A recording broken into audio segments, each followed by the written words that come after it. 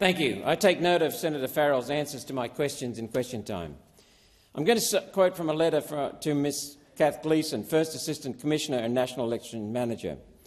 With the greatest respect, I submit that the Australian Electoral Commission has erred in the proposed content of the ballot paper to be distributed and used in the 2023 referendum, as it is unconstitutional.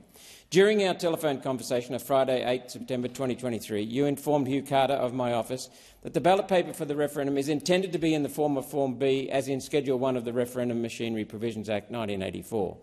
I submit that Form B is unconstitutional, as it only refers to the title of the proposed law when Section 128 of Australia's Constitution says that the proposed law shall be submitted to the electors. What comprises the proposed law? Section 128 says that the proposed law for the alteration thereof must be passed by an absolute majority of each House of the Parliament. This was done by the Constitution Alteration Aboriginal and Torres Strait Islander Voice Act 2023. Schedule 1 of that Act inserts a new chapter to the Constitution as part of the proposed law. I then quoted that in my letter as Parliament approved.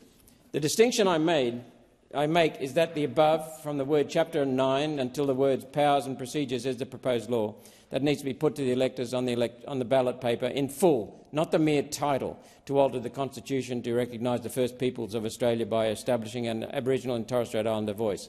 I also submit that the content of the official pamphlet is misleading, as on pages 8 and 9 there is reference to, I quoted the title again.